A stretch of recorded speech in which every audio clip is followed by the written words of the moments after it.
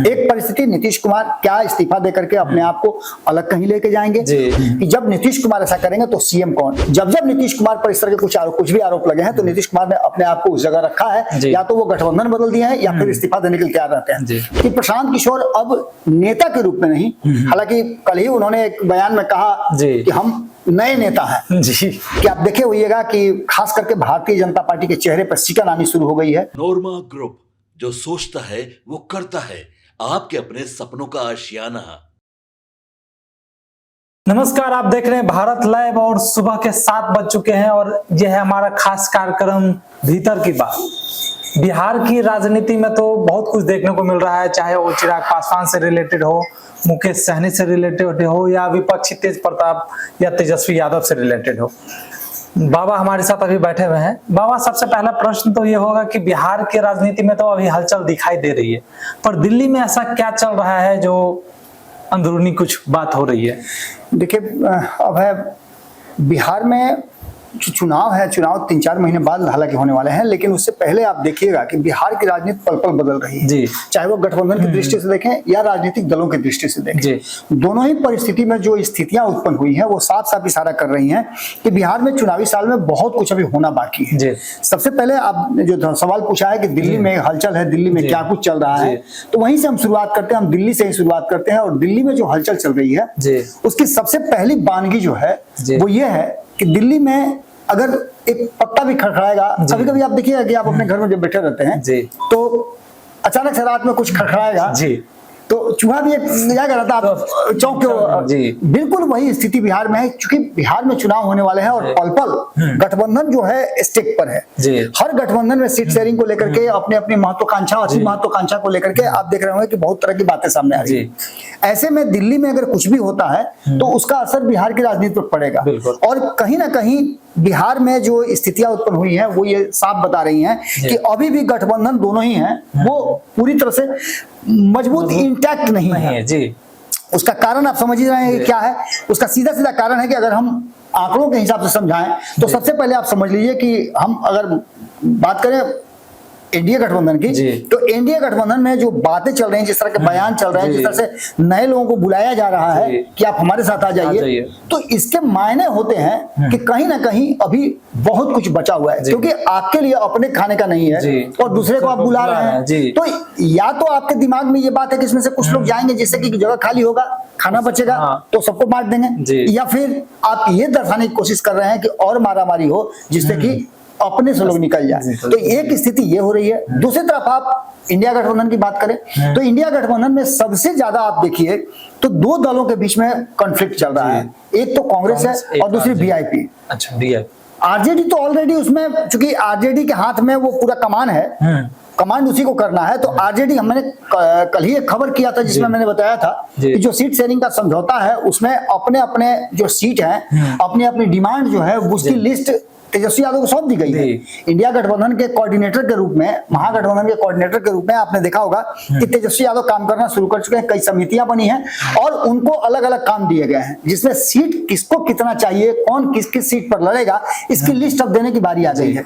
लेकिन 5वीं बैठक जो हुई उसमें आपने देखा होगा कि मुकेश सहनी नजर नहीं आए। मुकेश सहनी कहाँ है? दिल्ली में है। तो हम इसीलिए बता रहे हैं कि दिल्ली में जो हलचल हो रही है उस हलचल ने बिहार में कहीं ना कहीं हिलकोरा मारा है। अब कभी आप समझिएगा, बहुत बड़ा नदी हो, कुआं हो, तालाब हो, या फिर टब में आप पानी एक रख लीजिए और उसमें छोटा सा कंकड़ मारिए, उस कंकड़ की इतनी औकात है कि उतने बड़े पानी को हिला दे, लेकिन हिला तो देता है ना। वही स्थिति है कि बिहार में चुनाव है और इसके कारण हर किसी पर नजर बनी हुई है। सर्वे रिपोर्ट्स आ रहे हैं, बहुत तरह की बातें हो रही हैं, डिमांड है, ग्रीवांसेस हैं, सीटों को लेकर के चल रहा है कि हम इस सीट पर लड़ेंगे तो हम इस सीट पर लड़ेंगे। कोई दूसरे की जीती हुई सीट मांग रहा है, कोई हारने के लिए तैयार है। इन सभी परिस्थितियों को लेकर के कहीं ना कहीं जो परिस्थिति बनी है उसमें एक बात तो साफ नजर आ रही है कि बिहार में दोनों ही गठबंधन अपने अपने हिसाब से काम कर रहे हैं, और इसमें सबसे बड़ी बात जो है वो है सीट शेयरिंग का समझौता। यहां तक जब तक मामला नहीं सलटता है तब तक परिस्थितियां ज्यों की त्यों रहेंगी और हर पल आपको लगेगा कि अब कुछ बड़ा होगा, अब कुछ बड़ा होगा। बिल्कुल। तो ऐसा लगता है कि अब महागठबंधन में दरारें उभर रही हैं इस हिसाब से? देखिए महागठबंधन की बात कल मैंने बताया ना कि कल मैंने पूरा विस्तृत उसका डाटा दिया था कि सीट शेयरिंग के समझौते पर आकर के कहां आकर के बात फंसी है। महागठबंधन भी कई लोग स्टैंड बाई में रखे हुए, जैसे आप किसी टीम को देखते होंगे 12 लोग 11 लोगों की टीम होती है, 12वां खिलाड़ी भी एक होता है, रिजर्व में रखा जाता है, और उसके अलावा 4-5 खिलाड़ियों को रिजर्व में रखा जाता है कि अगर इसमें से कोई घायल हो, इमरजेंसी में कुछ परिस्थितियां बदले तो इन लोगों को यूज किया जा सके। महागठबंधन ने भी 3-4-5 लोगों को स्टैंड बाई में रखा है, और उनमें से आईपी गुप्ता का नाम आप लगातार सुन रहे होंगे। AIMIM ऑलरेडी कह रहा है कि भैया हमको टीम में ले लीजिए ना, हमको टीम में ले लीजिए ना, हमको टीम ले। पारस की बात कर लीजिए, वो भी टीम में आने के लिए तैयार हैं। उसके बाद जयलाल कुशवाहा हैं, वो भी तैयार हैं। निशिकांत सिन्हा वो भी तैयार हैं, और अगर इसे से कोई टूट के आता है वो तो ऑलरेडी तैयार है। तो निश्चित रूप से एक बड़ा स्टेक जो है वो बचा हुआ है। तो दूसरी तरफ से इधर का भी आपने एक महागठबंधन की बात पूछ ली, एनडीए में भी कमोबेश स्थिति यही है। अच्छा, तो बाबा ये एनडीए में कौन कौन सी चुनौतियां अभी देखने को मिल रही है, क्या क्या है अभी? भरमार है, चुनौती का तो अंबार लगा हुआ है जी। अगर एनडीए गठबंधन की चुनौतियों की बात करें तो सबसे पहली चुनौती है सीट शेयरिंग का समझौता, दूसरी चुनौती है नीतीश कुमार को मुख्यमंत्री की कुर्सी तक पहुंचाने की, और तीसरी है कि क्या एनडीए के 5 पांडव एक जगह एक साथ इंटैक्ट हैं, क्या एक डेग पीछे हटने के लिए लोग तैयार हैं? ये सबसे बड़ा सवाल है। अगर कोई भी एक डेग पीछे हटने के लिए तैयार नहीं है तो ऐसी स्थिति में एनडीए गठबंधन का भी जो स्थिति है वो बेहतर नहीं रह सकता है। ये भी बात आपको मान के चलना है। जैसे कि अभी बाबा प्रशांत किशोर का यात्रा जो चल रहा है, तो इससे क्या लगता है पीके बदलाव यात्रा का क्या असर पड़ने वाला है, क्या दिख रहा है असर उनकी यात्रा से? देखिए, प्रशांत किशोर पर भी हम लगातार चर्चा कर रहे हैं। मैंने आपको बताया भी था और मैं लगातार ये बात कह रहा हूं कि जो परिस्थितियां बनी हैं, नई परिस्थिति जो बनी है, उसमें दोनों गठबंधन जब बराबर बराबर एक समान एक रेस में दौड़ रहे हो तो आप एक समझ सकते हैं कि छोटा सा तिनका भी किसी को विचलित कर सकता है। जी, प्रशांत किशोर वही तिनका बन गए हैं। देखिए, एक तरफ का आप कह सकते हैं कि आईपी गुप्ता, लेकिन दूसरी तरफ प्रशांत किशोर की बात आपने की, तो प्रशांत किशोर को मैं लगातार वॉच कर रहा हूं। उनकी शैली अप्रैल से पहले 11 अप्रैल से पहले जो उनकी शैली थी उस शैली में जबरदस्त बदलाव हुआ है।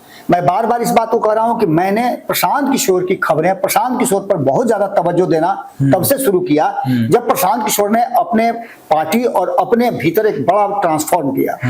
आपने देखा होगा कि पार्टी का कमान उन्होंने किसी और को दिया। ये मैं बार बार इसलिए रिपीट कर रहा हूं कि प्रशांत किशोर अब नेता के रूप में नहीं, हालांकि कल ही उन्होंने एक बयान में कहा कि हम नए नेता हैं जी, लेकिन नए नेता नहीं, प्रशांत किशोर एक ऐसे रणनीतिकार हैं जो दावा कर रहे हैं, उस दावे पर उन्होंने अब तक अपने आप को प्रूफ किया है। प्रशांत किशोर ने हाल फिलहाल में ही चर्चा के दौरान ये बात जरूर कही थी कि वो अपने आप को एक टाइम फ्रेम में बांधते हैं, वो टाइम फ्रेम तय करके किसी काम को करते हैं। उन्होंने कहा कि मैंने पढ़ाई, नौकरी, रणनीतिकार, अब पॉलिटिशियन, सबका फ्रेम तय किया है। 10 साल तक हमको समय चाहिए और बिहार को 10 साल में हम बदलेंगे। उनका सीधे तौर पे आपने सुना भी होगा ये कहना है कि हम किसी के साथ कोई अलायंस नहीं करेंगे, बिल्कुल, हम अकेले दम पर 243 लड़ेंगे, अगर हमारी सीटें नहीं आती है तो फिर से प्रयास करेंगे और 10 साल में हम बिहार में सत्ता तक पहुंचेंगे जिससे बिहार बदलाव किया जा सके। इस यात्रा पर है और कहीं ना कहीं जो पिछले कुछ दिनों में प्रशांत किशोर ने अपने आप को बदला है उसका असर दिखना शुरू हुआ है। असर ये दिखना शुरू हुआ है कि आप देखे होइएगा कि खास करके भारतीय जनता पार्टी के चेहरे पर सिकन आनी शुरू हो गई है, और जो सिकन आज से कुछ दिन पहले हुआ करता था महागठबंधन के नेताओं पर, राष्ट्रीय जनता दल पर, क्योंकि राष्ट्रीय जनता दल को ऐसा लगता था कि जो उनका मेन गढ़ है मुस्लिम समाज, उस पर उनका एक दबदबा बनता जा रहा है और प्रभाव बढ़ता जा रहा है। लेकिन अब जो है भारतीय जनता पार्टी की तरफ उनका स्विच हुआ है और भारतीय जनता पार्टी को भी उससे डर लग रहा है। लेकिन इन सबके बावजूद अभी प्रशांत किशोर को एक बार फिर से आजमाना बाकी है, तो आजमाने के लिए प्रशांत किशोर को एक बार और अपने आप को तैयार करना पड़ेगा। लेकिन हाँ, बिहार की राजनीति में 2 गठबंधनों के बाद अगर चर्चा किसी और की होती है तीसरे नंबर की, तो वो प्रशांत किशोर की जरूर होती है, क्योंकि अपने दम पर उन्होंने एक बड़ा कहा जाए तो मिशन साथ लेना शुरू किया है और उस मिशन पर काम भी कर रहे हैं। एक और बाबा प्रश्न होगा कि जिस हिसाब से नीतीश कुमार पे आरोप लग रहे हैं, पहले तो आरोप लगते नहीं थे लेकिन अब 70,000 करोड़ का आरोप लगा है, यही वो कारण है जी। नीतीश कुमार CCC से कभी समझौता नहीं किए हैं, लेकिन पिछले कुछ वर्षों में देखा जा रहा है कि नीतीश कुमार पर ये आरोप लगे हैं। पिछले 20 साल से नीतीश कुमार हैं, लेकिन ये आरोप उन पर कब लगा है? इस बार सीएजी का रिपोर्ट आया है, तब उनको 70-71 हजार करोड़ का एक आरोप लग रहा है कि उसके हिसाब किताब नहीं मिल रहे हैं। तो ऐसी स्थिति में आप समझ सकते हैं, इसको डिफाइन भी किया जा रहा है, इसको अलग अलग तरीके से इसको कहा जाए तो समझाने की कोशिश भी की जा रही है कि ऐसा पहले भी हुआ है, हिसाब किताब है, उसको खाली ऑफिशियली नहीं दिया गया। ये सभी बातें चल रही हैं, लेकिन फैक्ट ये है कि नीतीश कुमार पर अगर इस तरह के कोई आरोप लगेंगे, तो मैंने जो लिखा है कि नीतीश कुमार इस्तीफा देंगे, नीतीश कुमार ऐसे मौकों पर इस तरह के बातों पर कभी भी टॉलरेट नहीं करते हैं। और जब जब नीतीश कुमार पर इस तरह के कुछ भी आरोप लगे हैं, तो नीतीश कुमार ने अपने आप को उस जगह रखा है, या तो वो गठबंधन बदल दिया है या फिर इस्तीफा देने के लिए तैयार रहते हैं। तो निश्चित रूप से एक बात तो आप समझ लीजिए कि नीतीश कुमार उस जगह आकर के खड़े हैं जहां से नीतीश कुमार को यह डिसीजन लेना है कि क्या करना है। अगर नीतीश कुमार पर ये आरोप लगते हैं, आरोप सिद्ध होते हैं, तो नीतीश कुमार निश्चित रूप से आप जानते हैं कि वो आगे बढ़ करके, जब गैसल रेल दुर्घटना हुआ था तो नीतीश कुमार इस्तीफा दे सकते थे रेल मंत्री से, तो बाकी की चीजें भी वो कर सकते हैं। इन सभी परिस्थितियों में एक बात साफ है कि जब नीतीश कुमार ऐसा करेंगे तो सीएम कौन, एक तो पहले चल रहा है कि एनडीए गठबंधन का सीएम चेहरा कौन, तो उसमें बहुत सारी बातें खुल गई है। कल मैंने सुन रहा था दिलीप जायसवाल को, उन्होंने भी स्पष्ट तरीके से कहा है कि नहीं, चिराग पासवान वाले मुद्दे पर जब उनसे पत्रकारों ने सवाल पूछा तो उन्होंने कहा कि नहीं, चिराग पासवान ने ये बात कही तब कही है जब बिहार में इस तरह की घटना घटी थी, किसी की हत्या हुई थी, किसी बड़े व्यक्ति की हत्या हुई थी, किसी व्यवसायी की हत्या हुई थी। तो ऐसी स्थिति में उनके मन में जो बात थी वो उनको बोल दिए, और ये भावना है किसी भी भारतीय के, किसी भी बिहारी के मन में भावना ये हो सकती है। लेकिन उन्होंने ये भी बात कहा है कि नीतीश कुमार की जो सरकार है, नीतीश कुमार की पुलिस है, वो इस पर त्वरित एक्शन भी करती है, अपराधी तुरंत पकड़े भी जाते हैं। तो ऐसी स्थिति में नीतीश कुमार का उस पर अंकुश है, और आगे नीतीश कुमार के नेतृत्व में हम चुनाव लड़ेंगे और जीतेंगे तो नीतीश कुमार ही मुख्यमंत्री होंगे, ये भी बात उन्होंने स्पष्ट की है। यानी सीधे तौर पे आप समझिए कि दो परिस्थितियां बनी हैं। एक परिस्थिति, नीतीश कुमार क्या इस्तीफा देकर के अपने आप को अलग कहीं लेके जाएंगे, और दूसरा जो दिल्ली में झंझावात चल रहा है, दिल्ली में जो अलग अलग बैठकें चल रही, चाहे वो इंडिया गठबंधन की हो या एनडीए गठबंधन की, दोनों गठबंधन में कौन किधर कूद करके जाएगा, स्विच करेगा, उसको लेकर के बातें चल रही हैं। और वही वो कारण है जिसको लेकर के पूरे बिहार में असमंजस की स्थिति बनी हुई है। यह असमंजस की स्थिति जैसे समाप्त होगी, उसके बाद जो परिस्थितियां बनेगी उसके आधार पर एक अलग विश्लेषण होगा, और तब हम बता सकते हैं कि आखिर बिहार में क्या होने वाला है, और बिहार में ये पलड़ा जो है, ये ऊंट जो है, वो किस करवट बैठेगा। यानी सीधे तौर पर आप समझ लीजिए कि अभी जो कुछ भी है वो सब हवाई है, जब तक सीट शेयरिंग का समझौता नहीं होता है। ये एक तरह का झांकी अभी चल रहा है। बिल्कुल जब तक सीट शेयरिंग का समझौता नहीं हो जाता है और संतुष्ट लोगों का चेहरा सामने नहीं आ जाता है, तब तक आप अंतिम समय में, आप पिछले बार आपने देखा था कि मुकेश सहनी ने गठबंधन तोड़ दिया था एकदम अंतिम समय में, जब सीट शेयरिंग के समझौता का अनाउंसमेंट होने जा रहा था। तो ऐसी परिस्थितियां बनती हैं, और ये राजनीति है, राजनीति में कभी भी कोई भी बड़ा परिवर्तन होते रहता है। चलिए, तो जैसे कि आपने सुना कि बाबा ने कहा कि ये बिहार की राजनीति है, और बिहार की राजनीति अभी 3 महीने बाकी हैं, और 3 महीने में कुछ भी हो सकता है। अभी ना एनडीए भी क्लियर है, ना महागठबंधन क्लियर है। फिलहाल इस खबर में इतना ही। अगर आप हमारे चैनल पे नए हैं तो हमारे चैनल को लाइक करें, सब्सक्राइब करें। तब तक के लिए धन्यवाद। आपके सपनों को हमने सजाया है, ई होम्स पैनोरामा को हमने बनाया है। ई होम्स मेरा एक सपना था जिसपे मैं पिछले 4 साल से काम कर रहा था। हमने जो बनाया है वो सबने है माना। ई होम्स पैनोरामा में हो आपका भी आशियाना। और फाइनली हमने 2021 में इस प्रोजेक्ट को लॉन्च किया। बहुत लोग अप्रिशिएट कर रहे हैं कि पूर्णिया जैसे शहर में, बिहार के, एक तो बिहार की बात करें उसमें भी पूर्णिया जैसे छोटे जगह में इस तरह का लाइफस्टाइल देना, ये सुन के हम लोगों को बहुत अच्छा लगता है। ई होम्स में हमने कुछ और भी किया है, जैसे हम जिस जगह में रह रहे हैं हमारे फैमिली सिक्योर हो, उनको सिक्योरिटी का ध्यान में रखा है। आपकी सुविधा और सुरक्षा आपके लिए खास है, ये आपका विश्वास है। इसमें आर्टिफिशियल इंटेलिजेंस का 7 लेयर सिक्योरिटी का हमने इस्तेमाल किया है। लस ग्रीन कैंपस को बनाया है। यदि हमारा बाउंड्री वाल है तो वो वर्टिकल गार्डन है। ये जितनी भी फैसिलिटी होता है एक इंटरनेशनल टाउनशिप में, ई होम्स है, ये हम लोग विश्वास नहीं कर पा रहे हैं। जो भी हमारे मित्र, दोस्त या जो भी हमारे बाहर के बाहर आते हैं, तो हम लोगों को बहुत अच्छा सुनने को मिलता है और बहुत अच्छा क्रेडिट मिल रहा है। वो सारा हमने सिर्फ एक बिल्डिंग नहीं बनाया, हमने एक बहुत अच्छा लाइफस्टाइल दिया ई होम्स में, और मेरा एक सपना था जिसको मैं आज फुलफिल होते हुए देख पा रहा हूँ। ये आपका आवास है। ई होम्स पैनोरामा में अब आपका निवास है। E Homes Panorama, luxurious lifestyle redefined. Panorama Group जो सोचता है वो करता है।